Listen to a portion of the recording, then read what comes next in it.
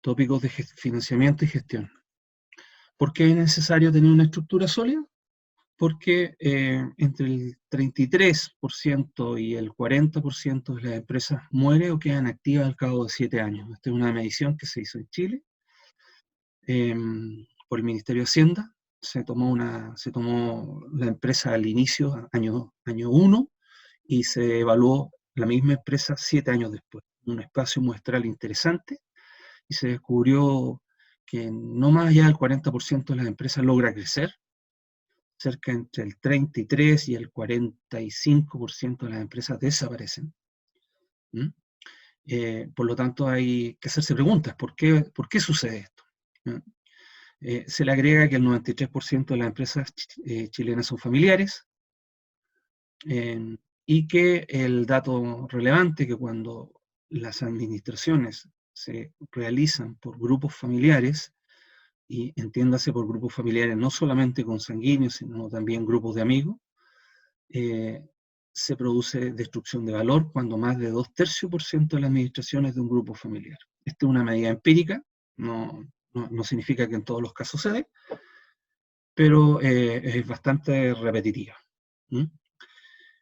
Por lo tanto, dado esta dinámica, se podría entender que es necesario tener una estructura.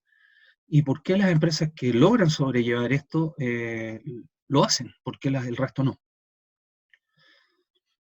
Nosotros establecemos que existe un modelo de gestión que las empresas exitosas logran instaurar. Y lo hemos resumido en estas 3 grandes esferas.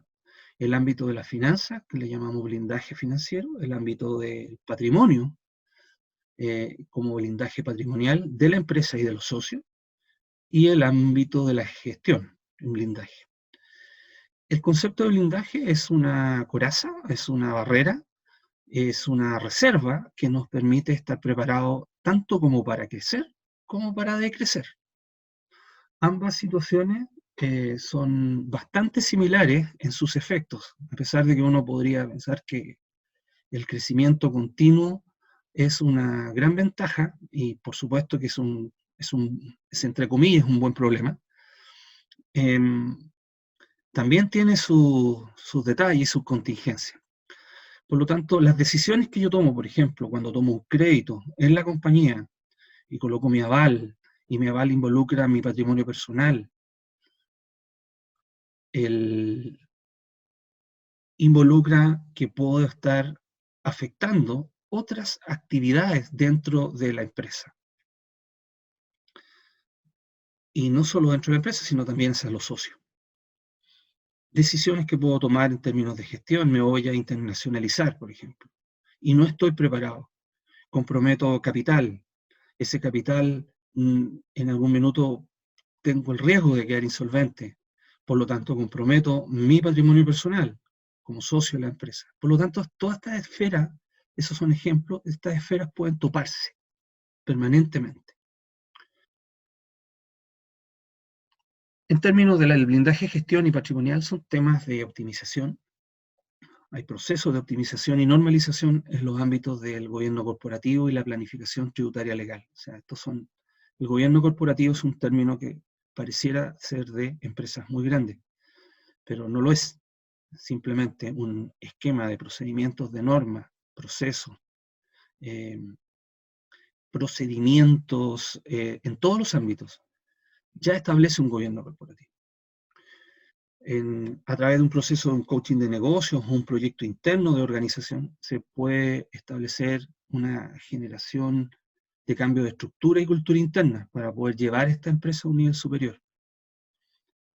A través de las mejores prácticas gerenciales, estructuras de medición de indicadores de gestión, profesionalización de la empresa, formación de áreas de control y clima organizacional. En otras palabras, un gobierno corporativo, a la medida de la empresa, obviamente.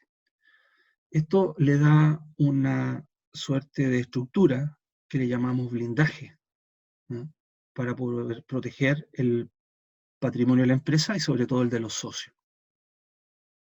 En el blindaje financiero se hace mucho más necesario, porque más del cerca del 80% de las empresas en Chile, su financiamiento se hace mediante préstamos bancarios. A nivel mundial, esta cifra sube. Es bastante increíble que cerca del 70% de las pymes a nivel mundial se maneja con financiamiento informal, ¿ah? Porque Chile es un país bancarizado, entre comillas, a pesar de que se diga que no, pero a nivel mundial es más violento este tema. El manejo del flujo de caja de las empresas se hace normalmente según lo que los bancos ofrecen y no siempre como las empresas necesitan. Uno tiene que entender que hay estructuras apropiadas para cada negocio y su aplicación óptima determina que una empresa tenga o no resultados positivos. El manejo del flujo de caja es crítico, es absolutamente contundente lo importante que es. A mí no me sirve tener un estado financiero que yo veo una vez al semestre o una vez al año en muchos casos. En muchas de las pymes se ve una vez al año y solo para pagar impuestos, si es que no tengo un control mensual mínimo del flujo de las compañías. Se menciona que en general los negocios son casi siempre bastante buenos, pero cuando no tienen un flujo de caja apropiado al ciclo del negocio, es cuando las empresas quiebran. Crear una estructura blindada, por lo tanto, nos otorga estar prevenidos del cambio del ciclo económico al cual estamos siempre expuestos. Esta es una frase que nosotros hemos dado porque es parte de una charla de los últimos 10 años, que la venimos repitiendo todos los años. Nunca tuvo más sentido que ahora, ¿eh? Porque dice, estar prevenidos del cambio del ciclo económico. Esto que estamos viviendo hoy es absolutamente inesperado y nos va a golpear. Por lo tanto, tener las estructuras se crean siempre antes, ¿no? Y si no se puede, hay que tomar las medidas que vamos a sugerir ahora.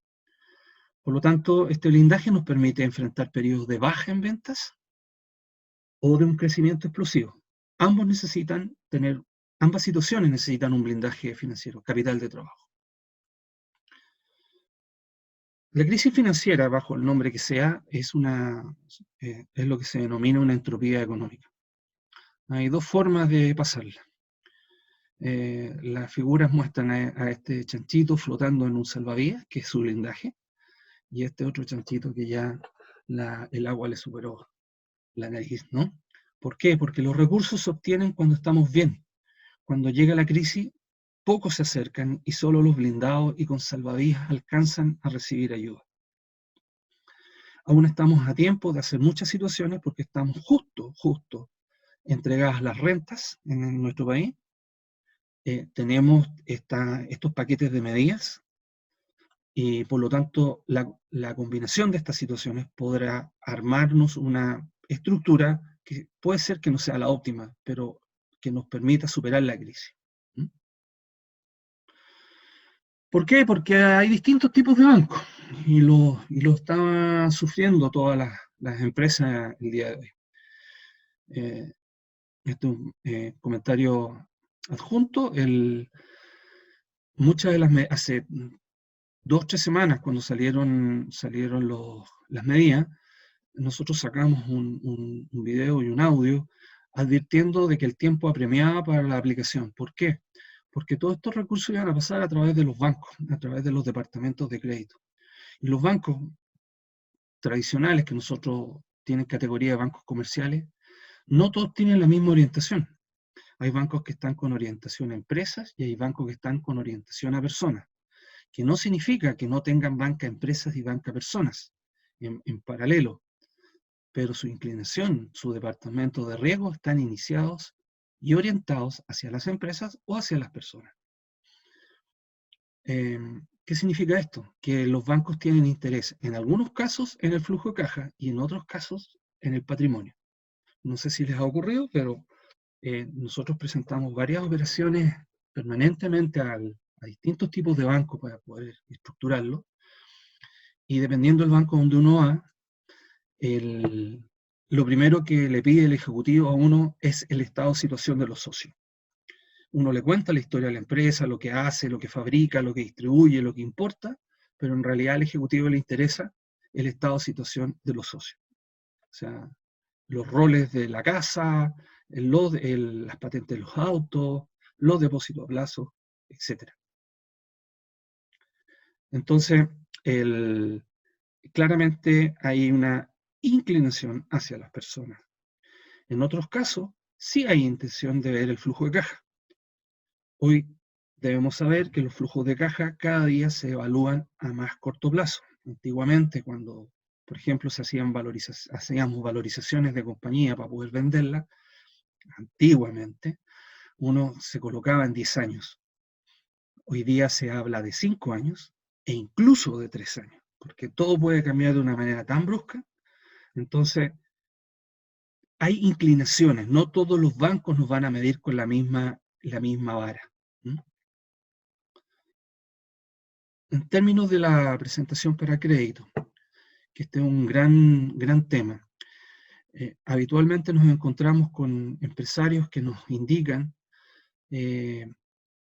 una suerte de sentir con respecto a los bancos, como que los bancos tuviesen una responsabilidad moral o social de darle los créditos, ¿no? Y nada más lejano a eso. Y sobre todo entre la semana anterior y esta semana se van a dar cuenta por qué estamos hablando de esto. Para los bancos es un negocio y punto, ¿no? Por lo tanto, ellos van a evaluar y van a evaluar siempre de acuerdo a sus medidas. La banca debe ser uno de los negocios más estructurados que hay. Incluso les diría más estructurado que hasta las fuerzas militares, ¿no? Porque nada se puede salir de sus pautas. Entonces, cuando uno se presenta al banco para hacer las presentaciones de crédito, por ejemplo, en los balances clásicos que entregan las pymes, la gran mayoría van con lo que se llama una orientación tributaria. La orientación tributaria es lo que uno le exige a los contadores, sobre todo cuando parte, de que ojalá ocupando todas las franquicias que me otorgue la ley, yo pueda pagar el mínimo impuesto. Esa es como una solicitud bastante habitual. Sin embargo, para la banca, estas solicitudes no son la mejor cara, no es la mejor figura con la cual me puedo ir a presentar. Y hay debilidades, hay clasificaciones de cuentas. Muchas veces los contadores eh, le agregan creatividad a los balances, y cuesta entenderlos. Las clasificaciones de gastos, los registros de instrumentos financieros, hay criterios. A pesar de que quería ser una norma bastante estándar, hay criterios. Debilidades habituales que uno observa en las presentaciones, que los dueños le agregan valores emocionales a sus marcas en forma muy arbitraria. Sepan lo que esas cifras son castigadas contra patrimonio cuando entran a un comité de riesgo de manera abrupta. Que no hay historia contable, entonces uno empieza a contar lo que podría suceder, el flujo futuro, que como les mencioné cada día es más corto. Se sobrevaloran los flujos, es decir, siempre pareciera que las proyecciones futuras son siempre muy optimistas, ni siquiera son conservadoras. Se sobrevaloran los activos, o a veces se presentan incluso proyectos, lo que se denomina proyectos puros, que no están en el giro. Y si no tengo la experiencia, el banco te escucha, pero te dice rápidamente que no. Acá hay una historia larga, muy, muy larga, como para poder hablar, y habría que ver caso a caso. Solamente como una referencia, acá hay una matriz de índices financieros, índices de liquidez, de endeudamiento, rentabilidad y resumen de cifras financieras, que cuando uno presenta su estado financiero a la banca, yo les podría decir que en este cuadrito es donde se resume todo lo que ustedes están mostrando.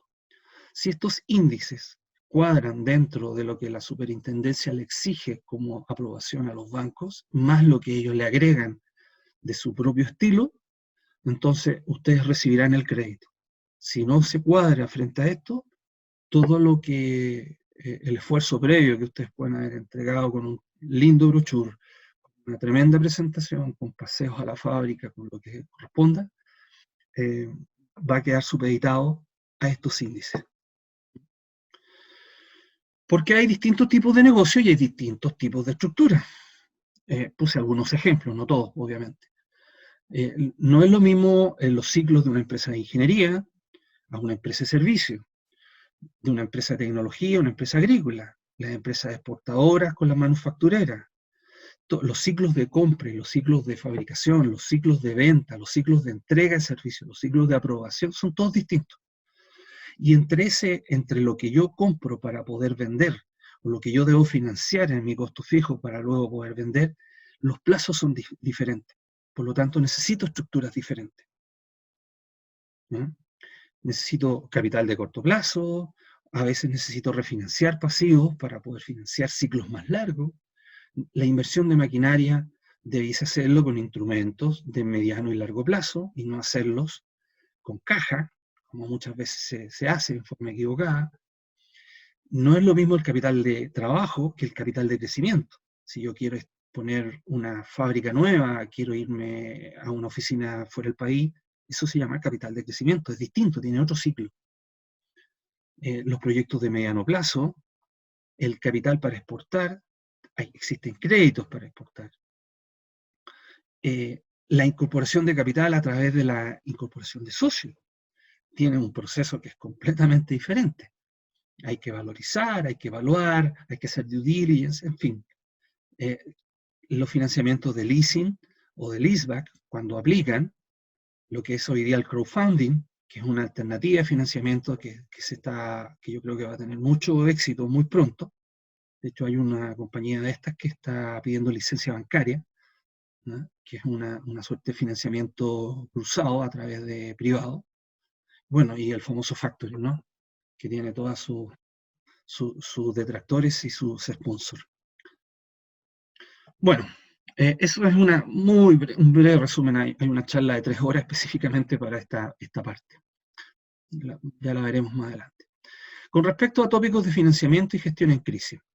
Aquí el primer criterio que quiero establecer es que la primera realidad fundamental para poder pasar una tormenta es aplicar técnicas o prácticas de autosalvación, ¿no? Con un gran temple, por eso dice con templanza como virtud, que nos permita, y no esperar que alguien venga en nuestro rescate. Siempre es sano esperar algún tipo de medidas, pero la verdad es que las primeras medidas siempre hay que tomarlas en forma interna. La ayuda externa también hay que evaluarla, y técnicamente, para que no sea un salvavidas de plomo. ¿Por qué lo digo? Porque hoy día se están postergando muchos cuotas, muchos bullets de capitales de trabajo a 3 y a 6 meses. En algunas empresas que venían muy castigadas por lo que sucedió el último trimestre del año anterior, que ya venían con problemas de venta, venían sobreendeudadas. Esta deuda se ha trasladado 6 meses dando alivio y se está inyectando capital de trabajo que después hay que pagarlo entre 24 y 48 meses. O sea, la pregunta es, ¿estas ayudas que estoy recibiendo hoy día en 6 meses se me van a transformar en un salvavidas de plomo? Tengo que evaluarlo. Por lo tanto, para poder cubrir esos financiamientos, es muy importante hacer un flujo de caja y ver realmente qué es lo que yo estoy haciendo internamente para poder cubrir eso más tarde. Entonces, las prácticas financieras mencionadas. Primero, hay que tener real conciencia de las partidas más relevantes de lo que se denomina el estado de resultados de una empresa. Para los que no estén familiarizados con este tema, ahí vamos a mencionar que existen 2 grandes figuras contables para poder llevar el registro de una compañía. Una que se llama el estado de resultado y otra que se llama el estado de situación. Hay más, hay complementos, pero estas son las dos más importantes. En el estado de resultado es cuando yo reviso si tuve pérdidas o utilidad, porque tengo las ventas, su costo de ventas, luego su gasto de administración y venta, donde está concentrado todo lo que es la planilla de sueldos y otros gastos, y luego el costo financiero. Si a las ventas yo le resto a las tres partidas inferiores, puedo llegar a una utilidad, una pérdida. La gestión profesional, la gestión estándar, se lleva a través de la conciencia de cada uno de estos ítems en forma muy clara, en forma nominal y en forma porcentual, en forma comparativa. Y yo debo hacer un autodiagnóstico de cómo estoy a través de este estado financiero. Adicionalmente, tengo que tener claro en el estado de situación donde tengo los activos, lo que tengo, las existencias, las cuentas por cobrar, las inversiones en fondos mutuos,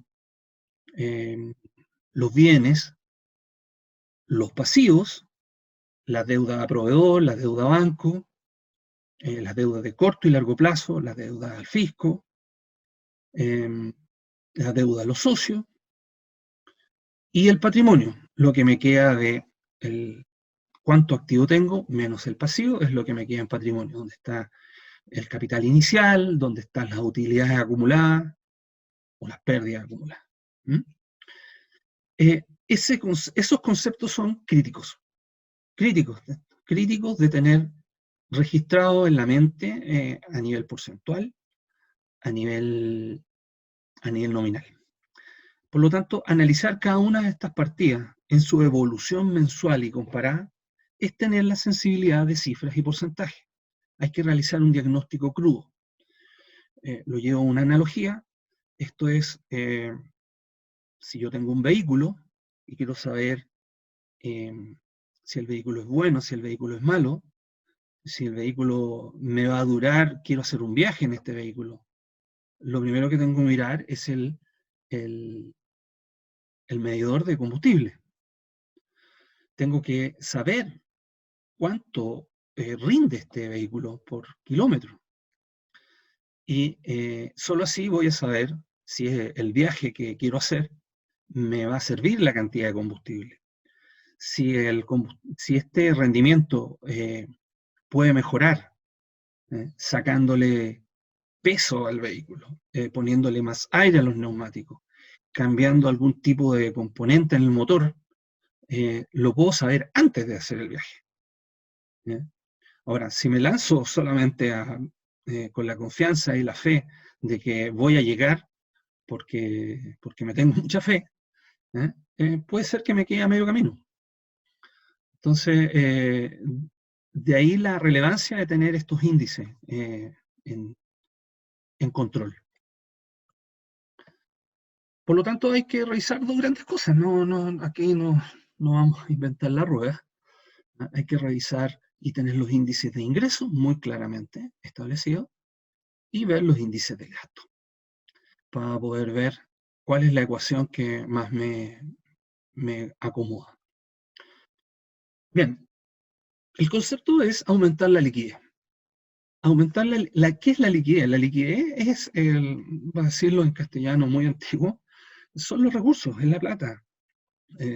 Son los recursos económicos que yo tengo para poder hacer frente a mis compromisos.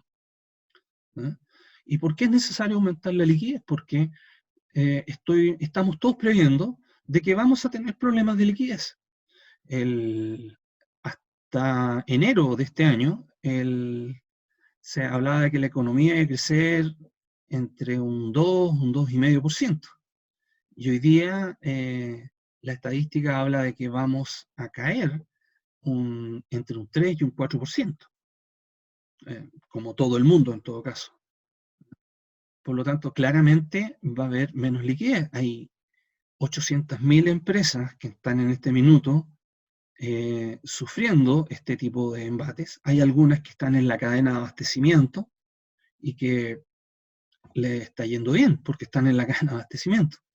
pero hay otras que no están en la cadena de abastecimiento y sencillamente les está yendo mal, y hay otras que ya definitivamente pararon. Entonces, eh, en el seminario anterior, uno de los participantes me decía, ¿hasta cuándo debo esperar antes de tomar decisiones drásticas? Depende de estos índices, depende de su propia ecuación.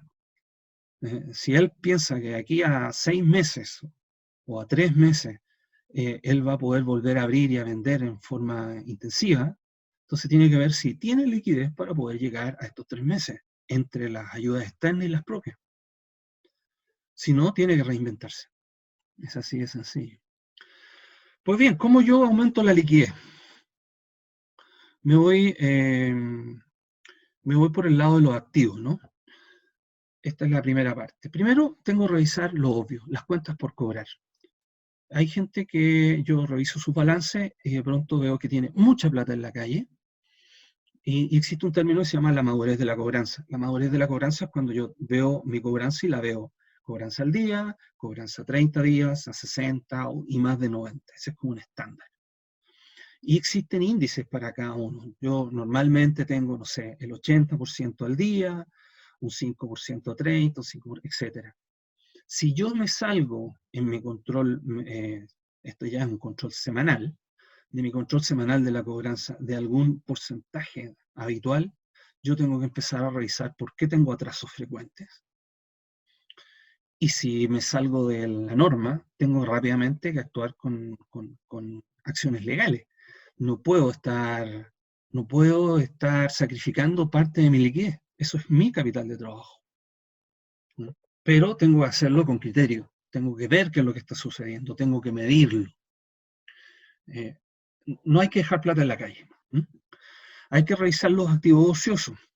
Activos ociosos son vehículos, maquinaria, eh, algún tipo de bien que en este minuto y para la realidad que viene, puede que no la necesite.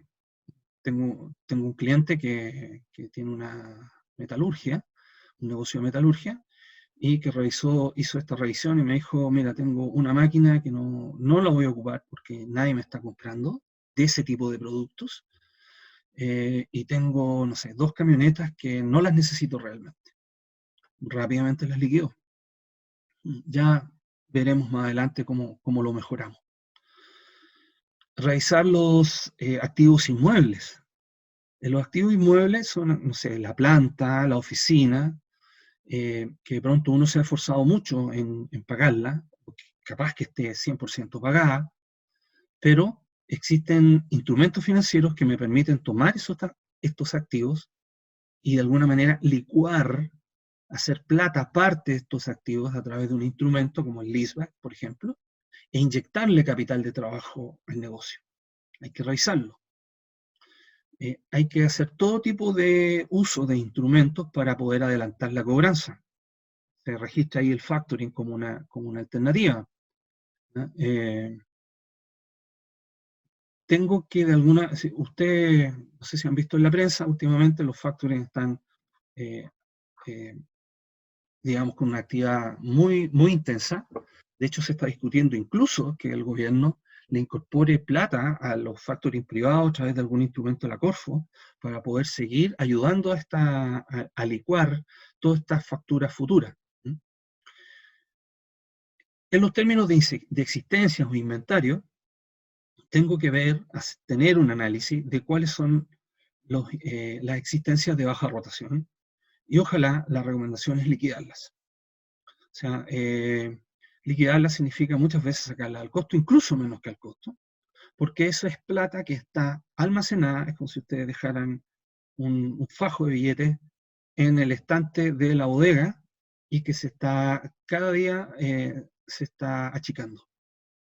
Si ustedes evalúan que en los próximos meses no van a tener posibilidad de sacar esto de acuerdo a su estándar, al margen esperado, es más sano hacerlo plata hoy día. Entonces evalúen qué tienen en existencia. Otra medida habitual es el cierre y la facturación de todo lo que son las notas de venta demoradas. La semana pasada estábamos con una de las empresas que vemos, tenía una meta de voy a decirlo porcentualmente, un 100% de ventas para el mes de abril, y no estábamos llegando, estábamos pegados en el 70, 70, 70, 70 fijo. Al intervenir en el comité de gestión nos dimos cuenta que habían notas de venta que están demoradas por tonterías, vistos buenos, que no estaban entregados, más los entendidos, yo pensé que tú tenías que empujarla, pero no era mi área, en fin.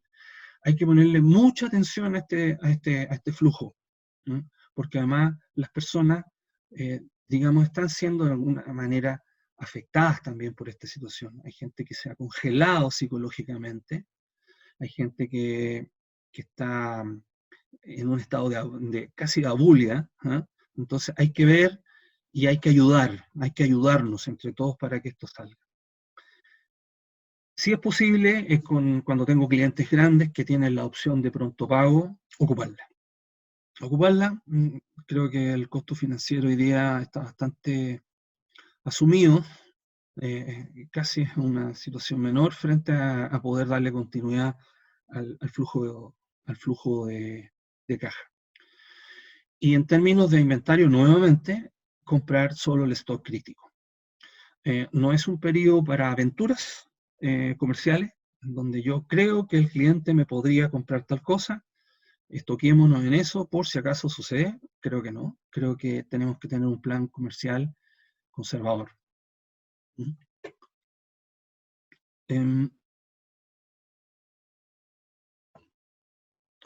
La segunda parte, vamos un poco ahora hacia el lado de los pasivos. Hay que revisar la prioridad de los proveedores. No significa esto que no estoy diciendo que no hay que pagarle a los proveedores, a los proveedores hay que pagarles, claramente, pero hay que negociar con ellos, ojalá, aumentos de plazo. Los proveedores también tienen su propio circuito, y ellos están haciendo exactamente lo mismo, están negociando aumentos de plazo. Esta es una gran cadena, hay que buscar no cortar la cadena para que la economía se siga moviendo, pero hay que revisar la prioridad, es claro. O sea, los proveedores que tienen mayor prioridad son los que me permiten darle continuidad crítica al negocio. Si tengo proveedores por decirlo, de bienes complementarios, no van a estar en la primera parte de la lista. Tengo que aplicar las opciones razonadas de la postergación de créditos bancarios, los paquetes económicos. Acá un poco lo adelanté. El criterio que se está ocupando hoy día, o que hemos estado sugiriendo hacia las pymes que atendemos, es que hay que ganar tiempo. Hay que ganar tiempo porque quizás algunas de estas medidas que estamos mencionando aquí o habían sido olvidadas o no estaban siendo aplicadas o no estaban en el foco. Entonces, desde hace un mes que están en el foco, requieren algo de tiempo para que generen efecto. Por eso necesitamos tiempo. Necesitamos tiempo también para poder buscar unidades de negocios complementarios al que tenemos, para poder reinventarnos, si es que fuera necesario. O sea, por ejemplo, aquellos negocios que venden solamente productos, la pregunta es, ¿por qué no nos podemos abrir a la venta de servicios, a la mantención del funcionamiento de estos productos? Las claves van siempre por el lado de los servicios. Entonces tenemos que razonar muy bien cómo van a ser postergados estos créditos y evaluar en el futuro cómo los vamos a pagar.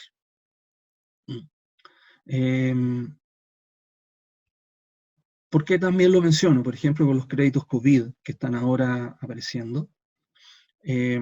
La pauta es darle a las empresas hasta 3 meses de venta en capital de trabajo. Hay que evaluar muy bien si realmente necesitamos 3 meses de venta, ¿no? Porque puede ser que si no es así, nos estamos echando una carga financiera muy importante en el futuro. Hay que evaluarlo de acuerdo al flujo caja. Hay que aplicar opciones razonadas también de las obligaciones tributarias, exactamente lo mismo. O sea, hoy día muchas empresas están postergando los IVA y la renta, esperando que después podamos tener alguna suerte de recepción de parte de la tesorería para poder pagar esto en cuotas, pero hay que pagarlo. Nuevamente hay que meterlo al flujo de caja. Los pasivos de largo plazo con bancos o leasing hay que renegociarlos. Esta es una opción que sí se está dando y que ha existido siempre. Es el mejor momento para hacerlo. Y hay que pedir pedidos de gracia, obviamente, de acuerdo al ciclo económico de cada empresa. En términos del estado de resultado, ¿no? En los gastos de administración y venta, para colocarlo de esta manera. Hay que realizar una priorización de las actividades básicas o de emergencia para sostener la operación en personal y horas de atención.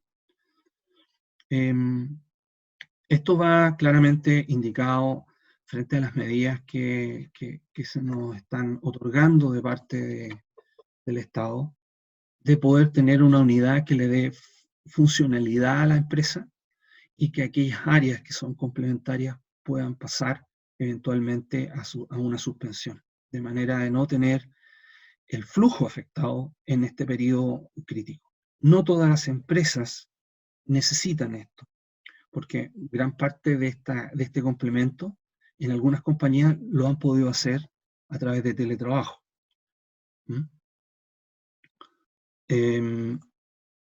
Esto permite hacer de que, por ejemplo, en las plantas, tenemos el caso en donde, por ejemplo, no sé, teníamos 2 turnos en la fabricación. Entonces se estableció solamente un turno que permite que las personas lleguen a una hora apropiada, se puedan ir a una hora apropiada y poder cumplir con lo esencial. Hay que priorizar el personal en categorías según el momento, es lo que estoy mencionando.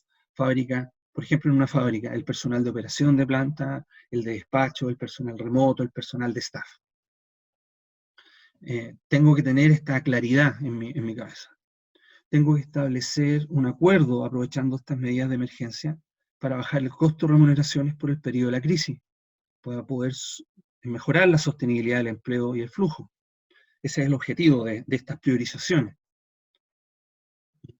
Habitualmente en gasto de administración y venta los sueldos suelen ser el monto más elevado de muchas compañías. Por eso hago tanto hincapié en esta revisión. Priorizar los gastos de administración adicionales a los sueldos según su impacto en el flujo de caja y ajustar de mayor a menor. Esto va muy de la mano con el punto 5, donde se habla de concentrar las rebajas en gastos relevantes y equilibrar los gastos menores versus el impacto en el clima interno. Si yo tengo una empresa, esto es bastante habitual, cuando de repente, no sé, de haber tenido utilidad un año, al año siguiente la utilidad es menor o hay una pérdida, de inmediato salen las medidas de control. Y las medidas de control muchas veces afectan líneas en el gasto de administración y venta que son casi intangibles. No sé, vamos a recortar el café, por decir una cosa así anecdótica. Vamos a recortar el café. Y la línea del café es el 0,001% del gasto de administración y venta. Por lo tanto, lo que estoy mencionando aquí es que hay que priorizar los gastos.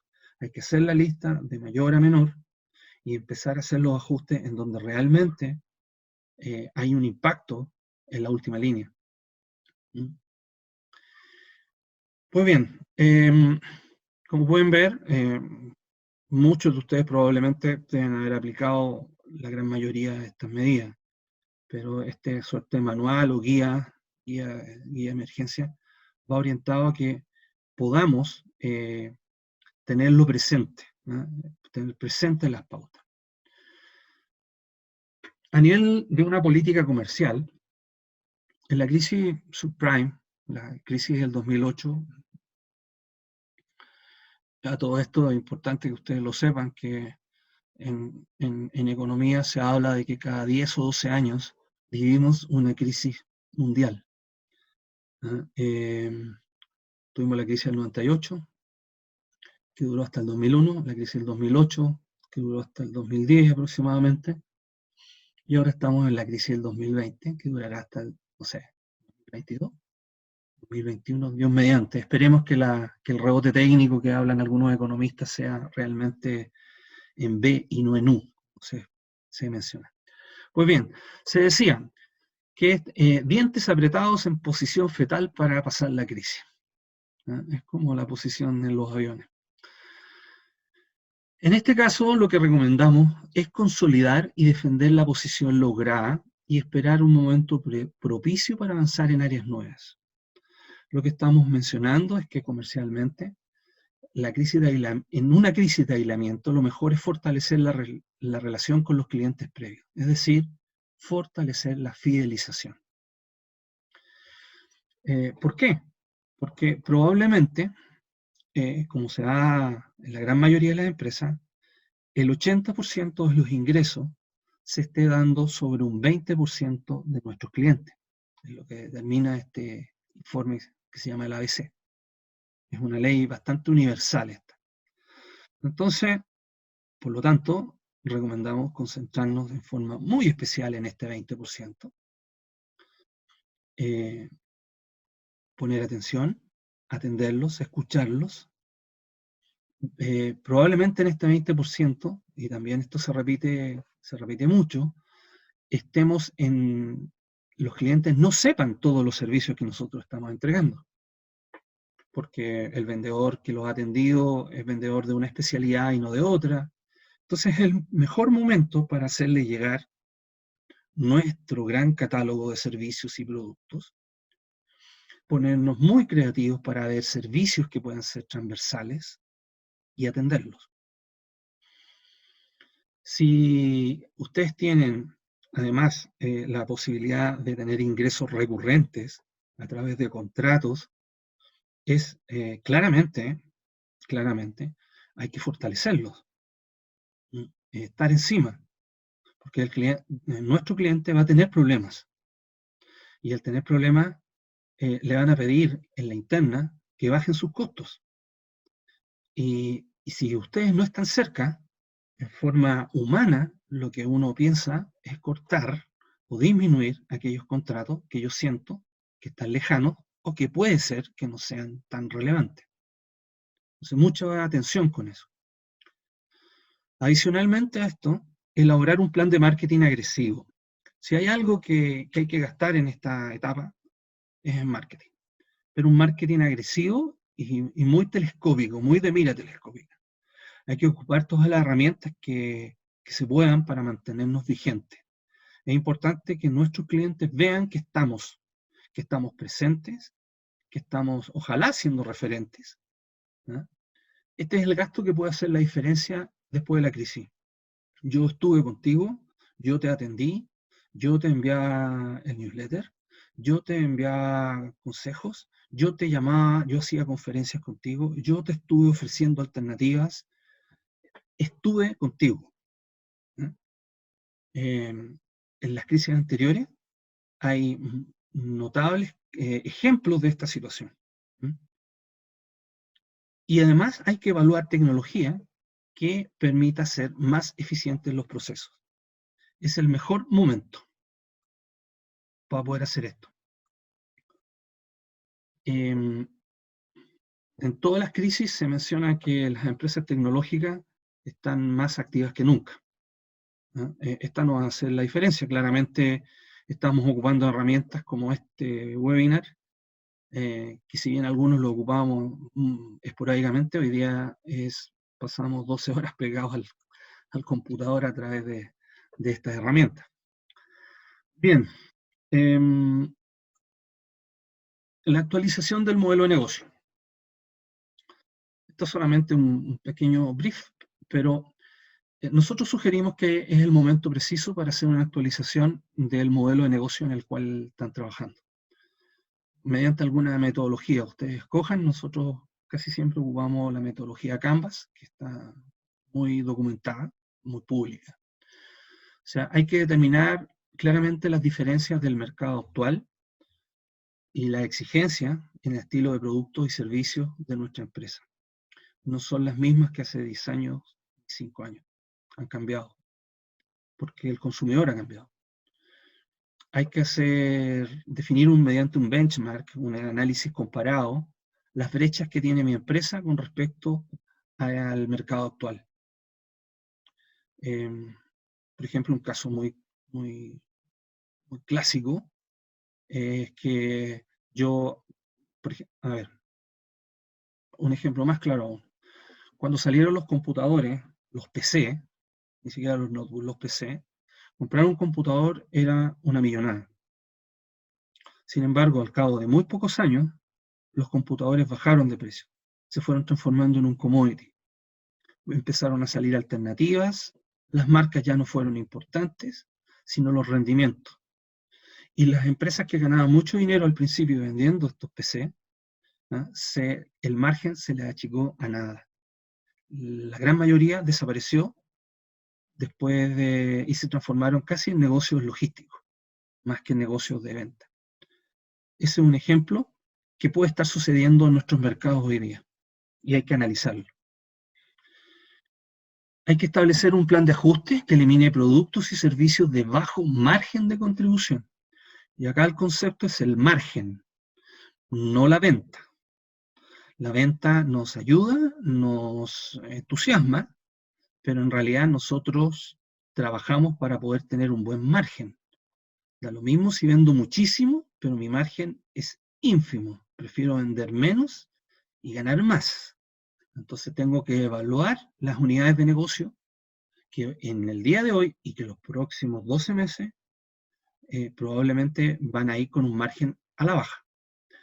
Tengo que evaluar un plan de transformación digital real en cultura y procesos que me actualice a lo que se menciona hoy día como la nueva normalidad. La transformación digital no es una transformación tecnológica en su primera etapa, es una transformación cultural, de atención al cliente, de procesos de atención al cliente. Aquellos que tengan servicios de soporte, los SOC, los NOC, ¿no? Los call centers, todos ellos están viviendo que el cliente está más informado, necesita inmediatez. Por lo tanto, yo tengo que tener procesos que me permitan atender, indicadores que me permitan atender de una manera más eficiente a ese cliente. Sobre eso yo instalo la tecnología. Si yo instalo tecnología y no tengo los procesos creados, lo más probable es que quede a medio camino y con una falsa idea de que me adapté. Por lo tanto, hay que enfocarse en el nuevo valor agregado. Digo nuevo porque puede que no haya estado en el foco, pero hoy día la mirada es de servicio. Hoy día el mundo está orientado hacia una calidad de servicio, la inmediatez del servicio. Hoy día tiene voz, tiene redes sociales, puede comparar. Si yo soy dealer de un producto, el cliente no solamente va a estar viendo al dealer, va a estar viendo al mayorista y puede afectar al mayorista. Entonces, los cambios hoy día son absolutamente transversales. Y este tiene que ser un servicio transparente y eficiente. Bueno, recomendaciones finales. Este es el momento de crear lo que yo menciono o llamo en comité de gestión la guardia pretoriana. Hay que rodearse de personas positivas y leales. No hay que perder el tiempo porque no lo hay. Los cambios, si lo lleváramos a un término más, como si esto fuera un combate, una guerra, yo tengo que tener un comando a mi lado, un equipo de comando que me ayude y que tengan una vibración muy positiva. Los cambios se pueden lograr si es que yo estoy pensando positivamente. Las personas que no están en este circuito, la verdad, es mejor alejarse de ellos. Hay que tener esta guardia. ¿Eh? ¿Por qué? Porque no hay tiempo. No hay tiempo para esperar que las personas cambien. En crisis no lo hay. Quizás en otros momentos puede ser que sí, pero en crisis no lo hay.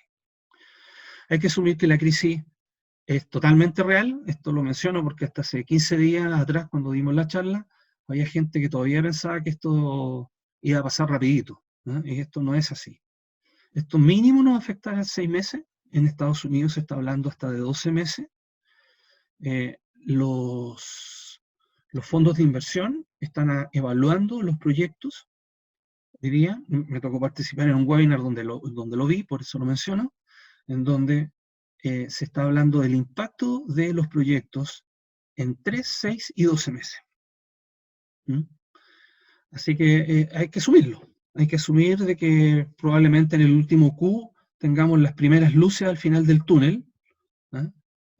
Pero hoy día estamos viviendo esta suerte de desorden donde hay comunas que entran en cuarentena, a la otra semana entra otra, la mitad de una. Entonces, todo el flujo de movimiento, de alguna manera, se siente un poco más pesado. Hay que poner, hay que poner mucho ímpetu, mucha templanza en esto. Hay que seguir manteniéndose atento a las franquicias y las medidas externas para mejorar la liquidez. Si las podemos ocupar y no son salvavidas de plomo, ocupémoslas. Hay que buscar tener un financiamiento distribuido y sobredimensionado.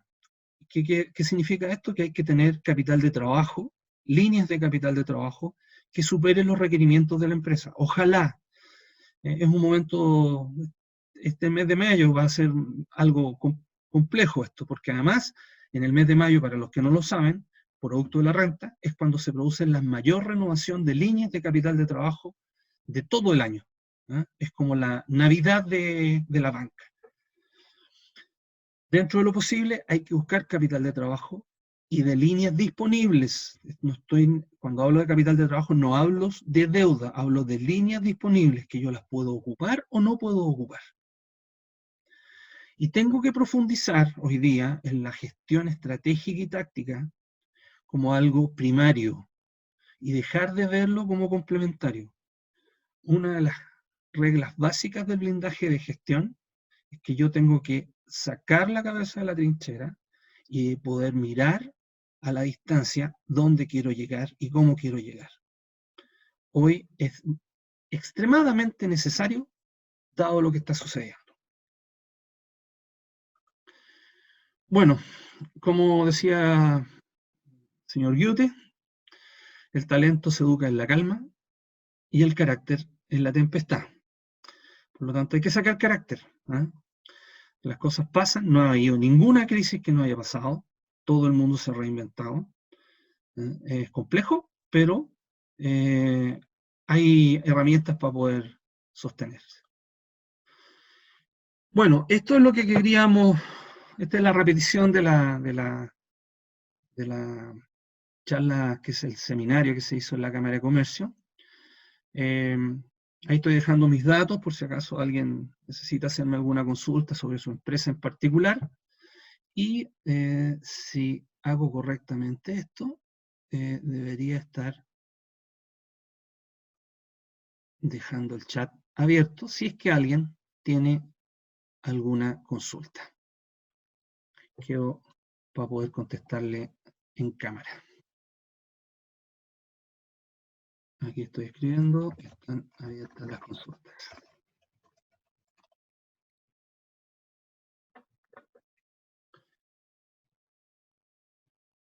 Mientras esperamos, si alguien tiene alguna duda o tiene alguna intención.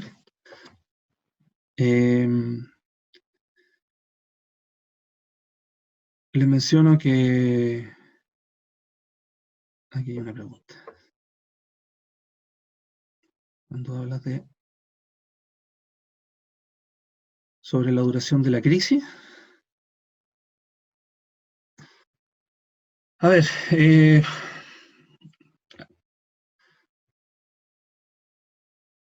bien, me preguntan sobre cuál es mi estimación de la duración de la crisis. Acá estamos supeditados más que a los resultados. Esta es una crisis muy extraña, porque las crisis anteriores teníamos bastantes indicadores. De hecho, hubo gente que se anticipó a las crisis anteriores.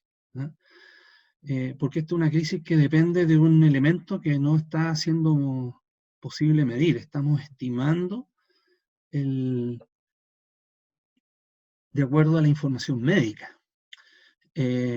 Para los que tenemos acceso a algún pariente médico o que está trabajando ahí al pie del cañón, se hablaba hasta la semana pasada de que aproximadamente en julio o agosto íbamos a poder tener algún nivel de normalidad, de retorno a la actividad. Eso no significa que de aquí a agosto estemos congelados, significa que la actividad más normal que uno busca podría estar en esa fecha. Pero hace un mes se hablaba de junio-julio, ahora se está hablando de julio-agosto. Yo creo que va a ser demasiado relevante lo que suceda en la pasada de mayo-julio con el tema del invierno. Yo apostaría a tener una renovación, una activación un poco más intensiva a partir de agosto, efectivamente. Y de ahí viene ya el tema económico. Los economistas están hablando de una activación como una V corta, en donde yo cae la actividad, pero rebota absolutamente. No sé si han visto lo que pasó con la bolsa estos días o lo que pasó con los fondos de pensiones. Con el fondo. Hubo rebote técnico inesperado, muy rápido. Podría darse eso. Si es así, después de agosto estaríamos hablando de unos 3 meses para poder tener el rebote. Si se da la U, que es donde caigo y me mantengo abajo durante un rato y me levanto, podríamos estar hablando de 6 meses después de agosto, como para volver a una actividad económica ya pujante. En general, después de las crisis, suele haber un rebote muy intenso, muy intenso. Entonces, yo postulo que este periodo, más que hablar, para que ustedes lo sepan, la palabra crisis significa cambio. Por lo tanto, hablemos de un periodo de cambio, en donde podamos reflexionar sobre nuestros modelos de negocio, porque además, si no venía la pandemia, nos atrapaba la transformación digital. ¿No? Y ya con la transformación digital, muchos negocios estaban viviendo lo mismo que se está pasando con la pandemia.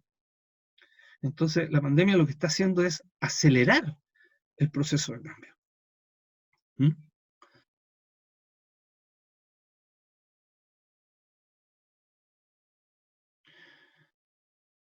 ¿Alguna otra consulta?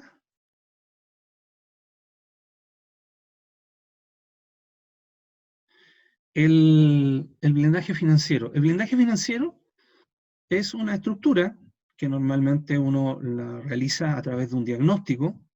A través del diagnóstico uno evalúa de qué se trata tener capital de trabajo para tal o cual compañía. Si yo compro a 30 días de fase y vendo a 60 y tengo que estar pagando al día mis proveedores al principio, debería tener 90 días de fase. Yo tengo que financiar esos 90 días.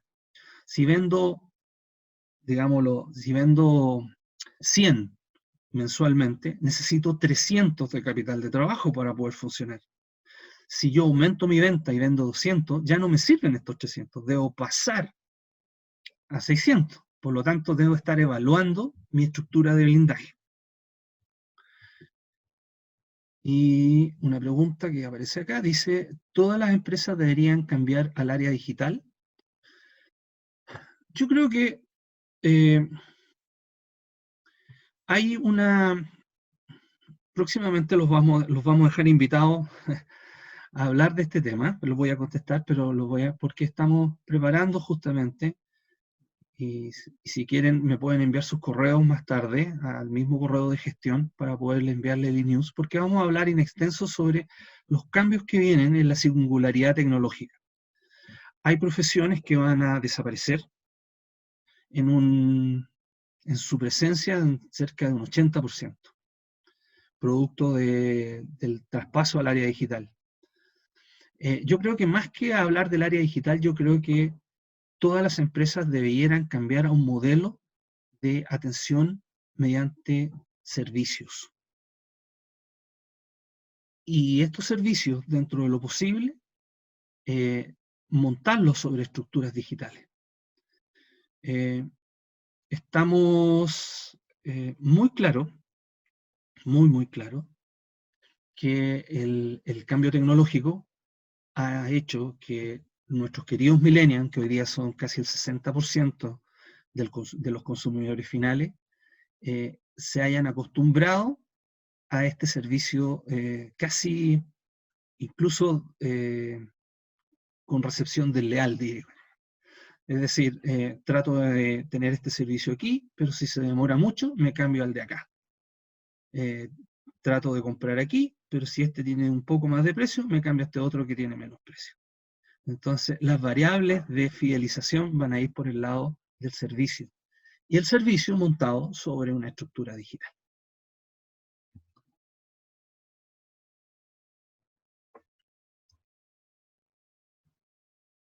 Bueno, creo que les doy las gracias por haber participado. Como les digo, ahí están los antecedentes. Si alguien quiere alguna conversación posterior. Y vamos a estar informándoles en forma regular de nuestras actividades. La más importante es el lanzamiento de nuestra academia, que es muy pronto, de e-learning, que está a unos días de salir, así que ahí van a poder profundizar en algunos de estos temas. Les agradezco enormemente y nos estamos viendo en una próxima oportunidad. Que estén muy bien.